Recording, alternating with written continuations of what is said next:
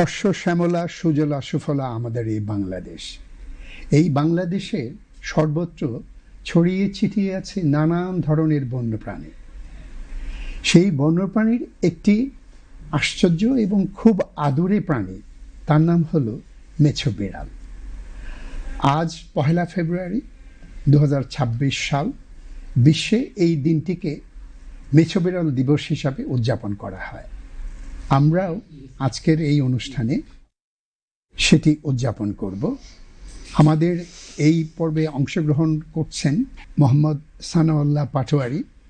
তিনি বাংলাদেশ সরকারের বন বিভাগের বন্যপ্রাণী সার্কেলের সংরক্ষক। ওনার পাশে আছেন মোহাম্মদ রেজাউল করিম, তিনি বিভাগীয় বন কর্মকর্তা এবং বন্যপ্রাণী গবেষক। ওনার পাশে আছেন আলমাস জামান, তিনি সহকারী অধ্যাপক, ড্যাফোডিল বিশ্ববিদ্যালয়, এবং তিনি বন্যপ্রাণী গবেষণা করেন এবং ছবিও তোলেন। আপনাদের সবাইকে এই অনুষ্ঠানে আমন্ত্রণ জানাচ্ছি। এই দেশে আমাদের 20 কোটি মানুষের সাথে আরও শত সহস্র বন্যপ্রাণী শহর থেকে গ্রামে, পাহাড় পর্বত থেকে নদী নালা এবং বঙ্গোপসাগরের সেই সোয়াচ অফ নো গ্রাউন্ড পর্যন্ত সর্বত্রই ছড়িয়ে ছিটিয়ে আছে এবং বিস্তীর্ণভাবে বিরাজ করছে বন্যপ্রাণীর দল। আমরা যত প্রাণী দেখি, অনেকেই হয়তো আমরা জানি না যে এদের দুটো ভাগ আছে। একটা হলো আমরা ঘর দৌড়ে রাখি, আমরা পুষি বা তাদের মাংস আমরা খাই, তাদের থেকে ডিম পাই। এই ধরনের প্রাণীগুলো আসলে বন্যপ্রাণীর অন্তর্ভুক্ত নয়। সেগুলো হলো যেমন হাঁস, মুরগি, ছাগল, গরু প্রভৃতি। আবার কিছু আছে যে লোকজন ঘরে পোষে, তারা প্রকৃতিতেও থাকতে পারে, আবার হয়তো শুধু ঘরের মধ্যেই থাকে। এই পোষা প্রাণী বা অনেকেই এটাকে পেট অ্যানিম্যালস বলে থাকেন। এই দুটো দল, গৃহপালিত পশু এবং পেট অ্যানিম্যালস যেগুলো আছে, সেগুলো হলো বন্যপ্রাণীর বাইরে। তাহলে এবার আসে আমাদের দেশে যারা বন্যপ্রাণী আছে, বনে বনে ঘুরে বেড়ায়, বিভিন্ন পরিবেশে থাকে। আমাদের দেশে পাহাড় পর্বত আছে, নদী নালা আছে, উপকূলীয় অঞ্চল আছে, দ্বীপাঞ্চল আছে, আছে সাগর, বঙ্গোপসাগর। সেখানে অগভীর অতলান্ত সোয়াচ অফ নো গ্রাউন্ড আছে। এই সব জায়গায় যেসব বন্যপ্রাণীরা থাকে, তাদের আবার দুটো খুব বড় দল আছে। একটা বড় দল হলো যাদেরকে আমরা বেশিরভাগে খুব পছন্দ করি না, মশা, মাছি, কীট পতঙ্গ, ছাড় পোকা, তেলা পোকা, এই ধরনের, যাদের কোনো মেরুদণ্ড নাই। আবার আরেকটা দল আছে, আমরা যে দলের মধ্যে পড়ি, সেটাকে বলা হয় মেরুদণ্ডী প্রাণী। বন বিড়াল, মেছো বিড়াল থেকে শুরু করে ভালুক, হরিণ, কয়েক জাতীয় উল্লুক আছে আমাদের বনে বনে, বানরের কিছু প্রজাতি আছে, আরও আছে ইঁদুর, খরগোশ জাতীয় বা শোষক জাতীয় অনেকগুলো প্রাণী। আমরা জানি যে আমাদের দেশে প্রায় 2500-এর মতো মেরুদণ্ডী প্রাণী আছে। আর অন্য মেরুদণ্ডী প্রাণীর দলে যারা আছে, তারা প্রায় 4000 থেকে 5000-এর কাছাকাছি হবে। আমরা বন্যপ্রাণী বললেই মূলত বুঝতে চাই হয় হাতি অথবা বাঘ, আর কখনো সখনো হয়তো বানর টানরকে আমরা বুঝিয়ে থাকি। মজা হলো, আমরা জানি চড়ুই বাবুইয়ের গল্পের কথা আপনারা সবাই জানেন, কবিতার কথা, ছড়ার কথা জানেন। আসলে চড়ুইও একটা বন্যপ্রাণী এবং বাবুইও একটা বন্যপ্রাণী। চড়ুই যদিও মানুষের ঘরে বাসা করে, কিন্তু প্রকৃতিতে আমাদের দেশের বাইরে বিভিন্ন দেশে তারা বনে বাজারে বসবাস করে, পাহাড়ের গুহায় তারা বাসা বানায়, বা গাছের মধ্যেও বাসা বানায়। এবং বাবুই তো কখনো সখনো, যখন ছনের ঘরে আগের আমলের যে বিডিআর ছিল, ওনাদের যেসব ক্যাম্প ছিল, এখন যেটা বিজিবি, সেই ক্যাম্পে 2 এর মধ্যেও আমি বাসা দেখেছি রাজশাহীর চরে গিয়ে। কাজে আমাদের বাধা ধরা গতানুগতিক যেমন আমরা ধরে নেই যে চড়ুই আমাদের বন্যপ্রাণী নয়, আসলে সেটা না। বন্যপ্রাণী তারাই যারা কেউই মানুষের উপরে 100% নির্ভরশীল নয়। এই সব বন্যপ্রাণী দেশে কিন্তু সব জায়গাতেই আছে। বিশেষ করে আমাদের 4টি পরিবেশ পদ্ধতি আছে দেশে। আমরা যদি পূব উত্তরের দিকের পাহাড়ি এলাকা ধরি, তাহলে আমাদের পাহাড়ি পর্বত অঞ্চলের যে বনভূমি, যেটাকে আমরা বলি মিশ্র চিরসবুজ বন, তার পরিমাণ সরকারি হিসাবে প্রায় 7000 বর্গ কিলোমিটারের মতো। এবং এরপর সবার প্রিয় এবং দক্ষিণ পশ্চিমে অবস্থিত হলো সুন্দরবন। আমরা জানি এটা ম্যানগ্রোভ বা মোহনা অঞ্চলের বন। এখানে প্রায় 6000 বর্গ কিলোমিটার আছে, যার প্রায় 4300 বর্গ কিলোমিটার হলো মাটি, আর প্রায় 1700 বর্গ কিলোমিটার হলো পানি। আমরা এরপরে যদি আসি দেশের মাঝখানটায় এই যে ঢাকা শহরের চারদিকে বা গাজীপুর থেকে শুরু করে একেবারে ময়মনসিংহ জামালপুর হয়ে শেরপুরের দিক পর্যন্ত শালবন ছিল এক সময়, অনেক ছিল। এখন তার পরিমাণ কমে গিয়ে প্রায় 1200 বর্গ কিলোমিটারে নেমে এসেছে। এই তিনটি পরিবেশ পদ্ধতির বাইরে আমাদের জলাভূমির একটা পরিবেশ পদ্ধতি আছে এবং লোনা পানিরও একটা পরিবেশ পদ্ধতি আছে, এবং এই সব জায়গাতেই কিন্তু বন্যপ্রাণীরা বসবাস করে। আজ আমাদের বিশ্ব মেছো বিড়াল দিবস। আপনারা দেশে যে কোনো কারণেই হোক, যেহেতু আমরা বাংলাদেশিরা একটুখানি বেশি প্রাঞ্চলচল, সেই জন্য হয়তো সম্ভবত আমরা আদর করে মেছো বিড়ালকে অনেক বেশি সম্মান দিয়ে মাঝে মাঝে বলি মেছো বাঘ। আর এই যে মেছো বাঘ বলা, সেটাই হয়েছে মেছো বাঘের জন্য কাল। এটা মেছো বিড়াল, কোনো কোনো জায়গায় মেচি বিড়ালও বলা হয়। এটা বন বিড়াল পরিবারের মধ্যে যে 8টি প্রজাতি বাংলাদেশে পাওয়া যায়, এর 15টি প্রজাতি আছে ভারতে এবং সম্ভবত 45টি প্রজাতি আছে সারা বিশ্বে। দেশের বিভিন্ন অঞ্চলে মেছো বিড়াল নিয়ে মাঝে মধ্যেই খবর বেরিয়ে আসে। কেউ এটাকে মেরে ফেলে দিয়েছেন, কেউ এটাকে আহত করেছেন, অথবা কেউ বাচ্চা তুলে নিয়ে গিয়েছেন ভুল করে হয়তো, বা ওরাই কখনো বাচ্চা ফেলে দিয়ে চলে গেছে মানুষের ভয়ে। তো মানুষে এই বন বিড়ালের যে সংঘাত এবং বাংলাদেশের বন্যপ্রাণী যে আইন আছেন, বন এবং পরিবেশ মন্ত্রণালয়, বাংলাদেশের বন্যপ্রাণী বিভাগ, দেশের বিভিন্ন এনজিও এবং যারা গবেষণা করেন, তারা সবাই সচেষ্ট হয়েছেন আমাদের এই মেছো বিড়ালকে বাঁচিয়ে রাখার জন্য। আমি এখন সানাউল্লাহ পাটোয়ারী সাহেবকে জিজ্ঞেস করব যে বাংলাদেশ সরকার এই যে মেছো বিড়াল আছে তাকে সংরক্ষণের জন্য কি কি ব্যবস্থা দেশে নিয়েছেন, আপনি যদি একটু সংক্ষেপে বলেন। বাংলাদেশ সরকার মেছো বিড়াল বা এই স্তন্যপ্রায়ী প্রজাতির 117টা প্রাণীকে আমরা আমাদের আইনের শিডিউলভুক্ত করেছি। এছাড়া টোটালি অন্যান্য সকল প্রজাতি মিলে আমরা প্রায় 1338টা প্রজাতির বিভিন্ন প্রাণীকে আমাদের শিডিউলভুক্ত করেছি।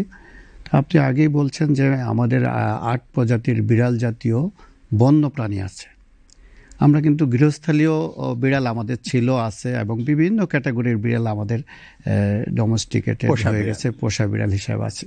কিন্তু এই বাড়ির আশেপাশ থেকে আরম্ভ করে গভীর জঙ্গল এমনকি সুন্দরবন পর্যন্ত বিস্তৃত জায়গায় আমাদের 8 প্রজাতির বিড়াল আছে। এর মধ্যে মেছো বিড়াল একটি প্রজাতি।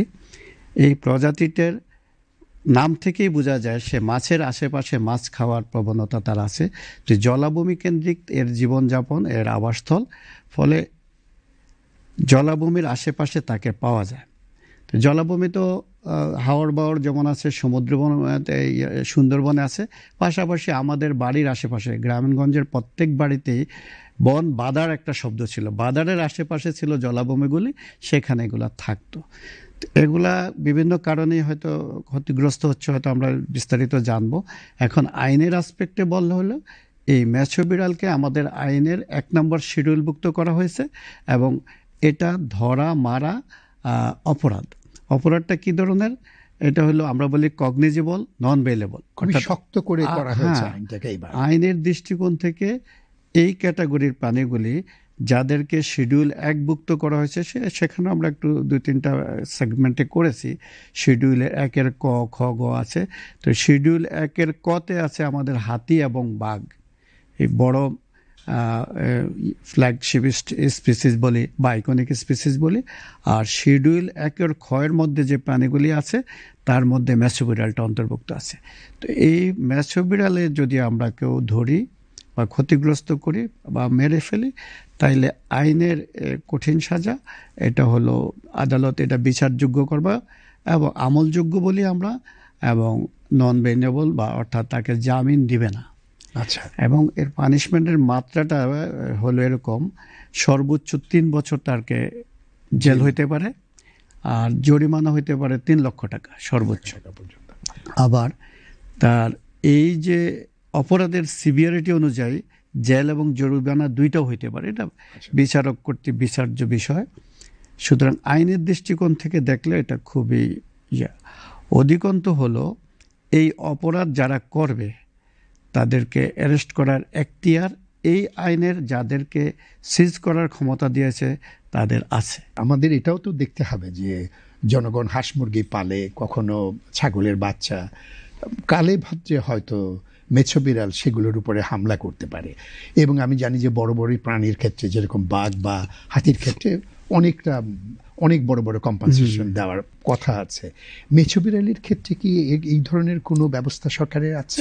মেছো বিড়াল বা অন্যান্য বিড়াল জাতীয় প্রাণী বা অনেক প্রাণী, বিড়াল জাতীয় প্রাণী ছাড়াও আমাদের সিবির যেগুলো আছে, গন্ধকুকুর, এগুলিও লোকালয়, এমনকি মানুষের কবুতরের খোয়ার, মুরগির খোয়ার বা মুরগির যেখানে গ্রামীণে পালে খাতাস বাগদাসগুলি চলে আসছে।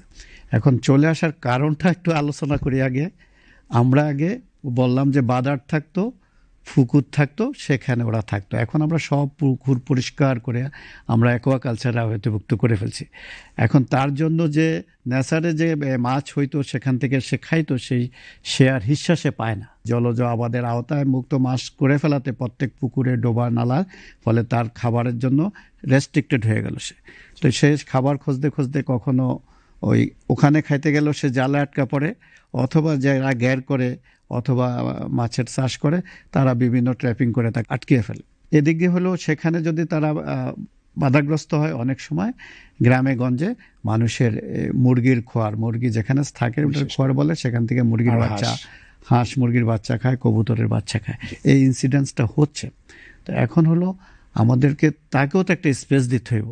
আমরা চিন্তা ভাবনা করতেছি আমাদের বন্য প্রাণী দ্বারা ক্ষতিগ্রস্ত জানমালের বিধিমালা আছে, সেখানে আমরা হাতি এবং বাঘ এবং কুমির দ্বারা জানমালের ক্ষতি হলে ক্ষতিপূরণ দিয়ে থাকি। তো এই মেছো বিড়ালের ক্ষেত্রে এই ডাটা আমরা কালেকশন করতেছি। আমরা যখন ওটা রিভিউ করব তখন সরকারের কাছে বা ডিপার্টমেন্টের কাছে বিষয়টা উপস্থাপন করলে হয়তো বিশেষজ্ঞরা এটা বিবেচনা করে কোনো একটা কম্পেনসেশনের আওতায় আসবে বলে আমার বিশ্বাস। আমরা কম্পেনসেশন দিয়ে হাতির ক্ষেত্রে অনেক ভালো বেনিফিট আসছে। হাতি দ্বারা যখন ফসলের ক্ষতি হয়, আমরা যখন কম্পেনসেটেড করি, মানুষ আর অ্যাগ্রেসিভলি হাতির প্রতি আক্রমণ করে না, বিদ্বেষ তৈরি করে না, সেখানে ফলাফল পজিটিভ আসতেছে। মেছো বিড়ালের ক্ষেত্রে এটা করা হয়তো সম্ভব হবে, কিন্তু পাশাপাশি আমাদেরকে ওই যে এক জায়গায় যে তাকেও একটু স্পেস দেওয়ার, সবাই মিলে দিতে হবে। তাকেও বাঁচার অধিকার আছে, তার জন্য আল্লাহ এই দুনিয়াটা তারও একটা আবাসস্থল, এটা আমাদেরকে বিবেচনা। ধন্যবাদ আপনাকে। আমি যাচ্ছি এখন ডক্টর মোহাম্মদ রেজাউল করিম, আপনার যে অভিজ্ঞতা এবং মেছো বিড়াল, মানুষের সংঘাত, মেছো বিড়ালের জীবন জীবিকা, সেটার বিষয়ে আপনি যে গবেষণা করেছেন, সেই ব্যাপারে যদি আমাদেরকে এবং দর্শকদেরকে কিছু বলেন। আমার আগের কর্মক্ষেত্র অর্থাৎ সিলেট অঞ্চলে যখন আমি কাজ করেছি আজ থেকে 4-5 বছর আগে, তখন আমি দেখলাম যে কয়েকদিন পর পর মেছো বিড়াল মানুষ ধরছে। আমি মেছো বিড়ালের ডেড বডিও পাচ্ছি, আমাকে উদ্ধার করে নিয়ে আসতে হচ্ছে। হাওর অঞ্চলের অনেক জায়গায় এগ্রিকালচারে রূপান্তরিত হয়ে গেছে, সেখানে কৃষি ফসল হয়। মেছো বিড়াল যাবেটা কোথায়? মেছো বিড়ালের জায়গা হলো পানির মাছ ধরবে এবং ওই অঞ্চলে যে ইঁদুর যত ওদের, আমরা সবাই জানি কিন্তু যে মেছো বিড়ালের প্রধান খাদ্য হলো মাছ। এরপরে মনে হয় হাঁস মুরগিই বোধহয় খাচ্ছে, কিন্তু আসলে কিন্তু না, মাছ প্রধান, তারপরে কিন্তু ইঁদুর খাচ্ছে ওরা। এই ইঁদুর যদি ওরা না খেত তাহলে কিন্তু আমাদের কৃষক ভাইয়েরা এই ফসল ফলাতে পারতো না, আমরা সেই উৎপাদন কিন্তু পেতাম না। অর্থাৎ এই গবেষকরা বলছে যে একটি মেছো বিড়াল তার লাইফ টাইমে অন্তত 50 লক্ষ টাকার ফসল বাঁচিয়ে দেয়। কারণটা হলো ইঁদুর এত বেশি বংশবিস্তার করতে পারে যে একটা পেয়ার ইঁদুর কিন্তু বছরে প্রায় 1100-1200 সে কিন্তু তার জেনারেশন তৈরি করতে পারে। এইটি যদি বেঁচে থাকে, আসলে এই জাতীয় ছোট স্মল ক্যাট যদি না খাইতো তাহলে কিন্তু ইঁদুরেই সয়লাভ হয়ে যেত, আমরা কিন্তু কেউ আর ফসল ঘরে তুলতে পারতাম না। বিশেষ করে এই শীতকালে এখন কিন্তু খুবই মূল সময় যেখানে মেছো বিড়াল তার বাচ্চা দেয়, ডিসেম্বর-জানুয়ারি সময়ে আমরা জানি। এবং এই সময়ে তার মাকে একটু বেশি ঘুরতে হয় তার বাচ্চার খাবারের জন্য, সুতরাং মানুষের চোখে পড়ে যায় এবং তাকে ধরে ফেলে।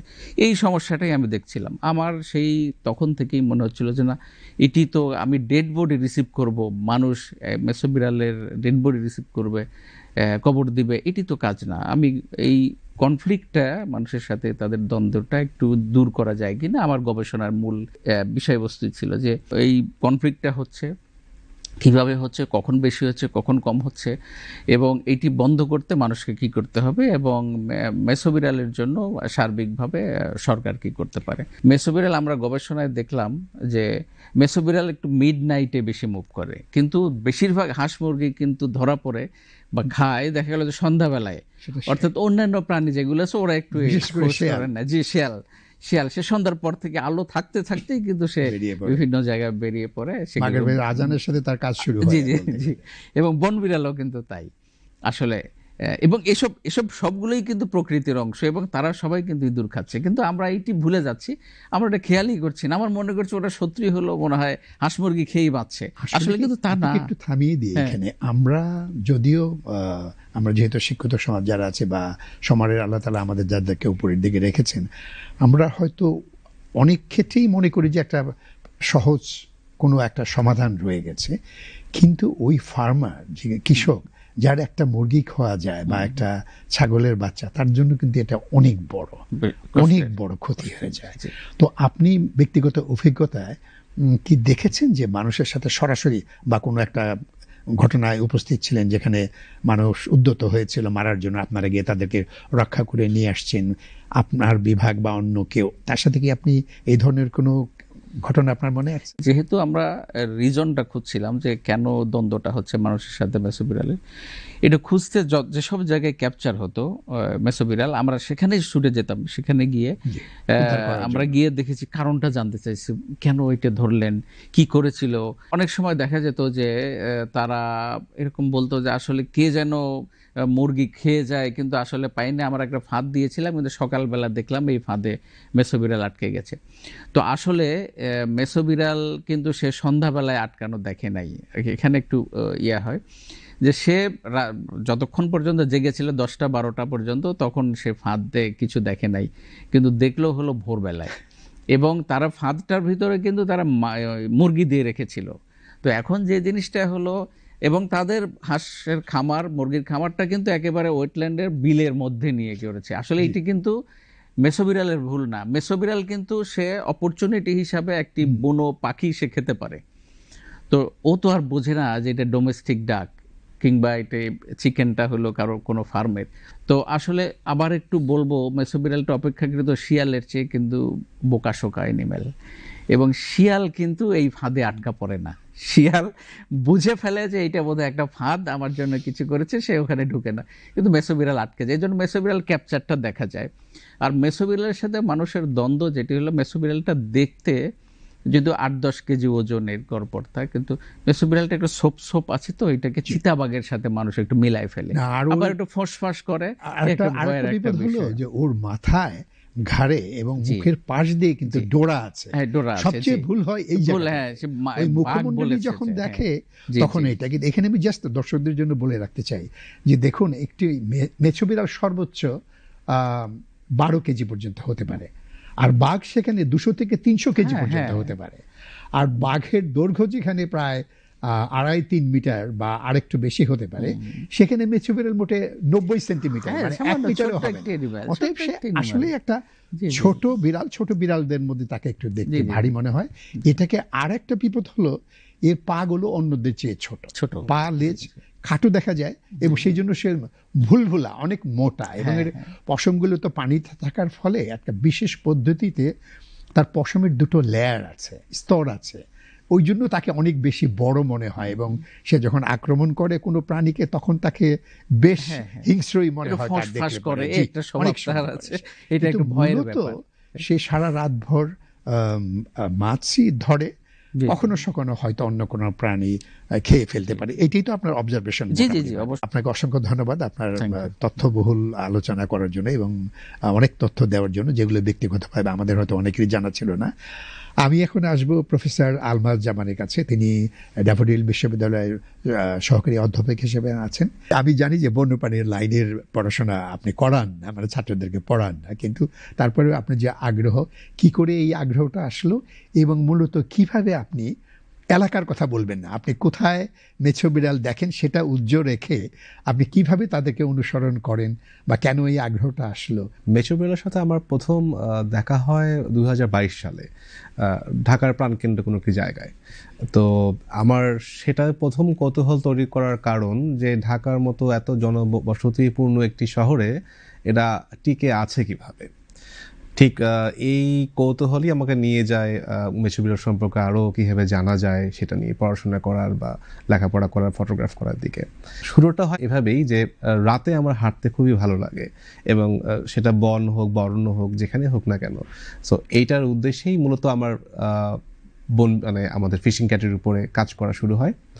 এখন পর্যন্ত 2022 সালের পর থেকে 2026 সাল আজ অবধি এখন পর্যন্ত ঢাকার আশেপাশে 6টি জায়গায় মেছো বিড়ালের চলাচল দেখা যায়, এমন জায়গা খুঁজে পাওয়া যায় বা খুঁজে পাওয়া গিয়েছে। এটা খুব ভালো একটি তো লক্ষণ। আপনি কিভাবে এই মেছো বিড়ালদেরকে খুঁজে বের করেন যে কোথায় আছে বা কখন গেলে আপনি পাবেন? যেভাবে আসলে শুরু করি ফিশিং ক্যাট সাইটিং করা বা ছবি তোলার জন্য যে ধরনের কাজগুলো করতে হয়, বিকেল হওয়ার আগেই আমি ওই সকল জায়গায় চেষ্টা করি যেখানে ওয়েটল্যান্ড আছে, পুকুর আছে বা মাছ চাষ করা হয়, বিল আছে, এমন জায়গাগুলো। তো পায়ের ছাপ খুব বড় একটি বিষয় যেটা দিয়ে সহজে অনুমান করা যায় যে মেছো বিড়ালের অবস্থান এখানে থাকতে পারে বা আছে, এবং আশেপাশে ইকোসিস্টেমটা ভালো মতো বোঝাও খুব গুরুত্বপূর্ণ একটি বিষয়। আমাদের ঢাকা শহরের আশেপাশে গ্রাম অঞ্চলগুলো বা সেমি আরবান যে জায়গাগুলো রয়েছে সেসব জায়গায় মেছো বিড়ালের অ্যাক্টিভিটি শুরু হয় ঠিক সন্ধ্যার পর থেকে, মাগরিবের পর থেকে তাদের অ্যাক্টিভিটি শুরু হয় এবং হান্টিং টাইম তাদের মোটামুটি সারা রাত্রি জুড়েই থাকে। এবং পায়ের ছাপ যদি আগেই আমি মার্ক করতে পারি তাহলে তার জন্য সে কখন আসবে এটা অনুমান করা তুলনামূলক সহজ হয়ে যায়। আমি রিসেন্টলি এই 7 দিন আগের একটি কথা যদি বলি, ফিশিং ক্যাটকে গাছে উঠতে দেখেছি। তো সাধারণত ফিশিং ক্যাটকে গাছে ওঠা সহসা দেখা যায় না, তবে এই যে তাদের পরিবর্তন, ইকোসিস্টেমের সাথে খাপ খাইয়ে নেওয়ার যে চেষ্টা, এটা আমার কাছে ভিন্ন রকম লেগেছে। আমি একটুখানি এখানে থামিয়ে দিয়ে আপনাকে বলতে চাই যে বন বিড়াল গোত্রের সব কয়টা প্রজাতি প্রায় বলতে গেলে তারা গাছ পাইতে পারে, বিপদে পড়লে যে কোনো বন বিড়াল গাছে, হ্যাঁ বাঘও উঠে যেতে পারে। উঠে না কারণ তাদের প্রয়োজন হয় না, আর ওঠাটা অনেক বেশি শ্রমলব্ধ। মানে ওই 250 কিলোর ওজনটাকে টেনে নিয়ে যাওয়ার জন্য যে শক্তি লাগবে সেই পরিমাণ খাবার ধরতে তাকে আবার শক্তি ব্যয় করতে হবে, যে কারণে তারা অ্যাভয়েড করে। মেছো বিড়াল গাছে রাত কাটাবে বা গাছে তার আশ্রয়ের জায়গা হবে এটা সাধারণত আমরা ধরেই নেই না। এটা আরেকটা জিনিসকে কিন্তু বলে যে নিচে তার থাকার জায়গা কমে আসছে, যে কারণে সে দিনের বেলা আগে যেটা ঝোপঝাড় ছিল পুকুরের পাড়ে, তো ওই মটকি গাছ বলে, তারপরে বিভিন্ন রকম সিটকি গাছ থেকে শুরু করে বরুণার নিচে অনেক ঝোপঝাড় থাকতো এবং সেটাকে কেউ কাটতো না, কাটার প্রয়োজন হতো না যেহেতু জনসংখ্যা কম ছিল। এখানে আমি বলে রাখার চেষ্টা করছি সেটা হলো যে সব জায়গাতে সরকারি কিছু খাস জমি আছে। যদি এই ধরনের গ্রামের পাশে কোথাও খাস জমি থাকে, দরকার হবে যে সেই সব জায়গাতে যদি বন্যপ্রাণী থাকে বা সেখানে কোনো জলাভূমি থাকে, সেটাকে গ্রামের ইউনিয়নের আন্ডারে হলেও ওই ইউনিয়ন কাউন্সিলের চেয়ারম্যান বা মেম্বার যারা আছেন, ওই এলাকায় যারা এনজিও আছে, তাদেরকে উদ্বুদ্ধ করে ওই জায়গাগুলোকে সংরক্ষণের ব্যবস্থা করা।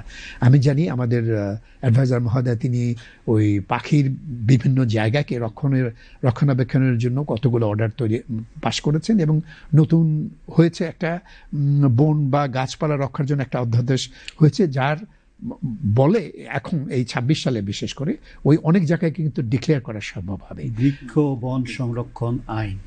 বন সংরক্ষণ আইন 26 অধ্যাদেশ হিসাবে অধ্যাদেশ হয়েছে, পরে সেটা হয়তো আর রূপান্তরিত হবে এবং ওই আইনের বলে কিন্তু এই জায়গাগুলোকেও সংরক্ষণ করা সম্ভব হবে। প্লিজ আপনি যদি কন্টিনিউ করেন। Thank you sir. আরেকটি বিষয় স্যার যেটা বলছি নতুনদের জন্য আসলে কি করা যায় বা ওরা কিভাবে শুরু করতে পারে, স্যার এখানে আরেকটি বিষয় খুব জরুরি, দুটো বিষয়। একটা তো অবশ্যই স্যার ফটোগ্রাফি এথিক্স, এটা খুবই গুরুত্বপূর্ণ বিষয় যেটা আমি উল্লেখ করতে চাই। আরেকটি হলো স্যার যে অ্যানিমেলস আমি ছবি তুলছি তার সম্পর্কে প্রপার স্টাডি করা বা লেখাপড়া করে। অসংখ্য ধন্যবাদ আপনাকে। আমি 3 জন আজকে যারা আলোচনা করলেন তাদের সবাইকে আমি ধন্যবাদ জানাচ্ছি এবং আশা করছি যে আজকের এই অনুষ্ঠান দেখে দেশবাসী যারা দেখবেন বা বাইরে থেকেও যারা বাংলাদেশ টেলিভিশনের এই প্রোগ্রামটি দেখবেন, তাদের মধ্যে কিছুটা হলেও যদি সচেতনতা বৃদ্ধি পায় এবং কারোর সাহায্যে যদি একটিও মেছো বিড়াল রক্ষা হয়, তাহলে মনে করব যে আমাদের প্রত্যেকের পরিশ্রম সার্থক হয়েছে। সবাইকে ধন্যবাদ।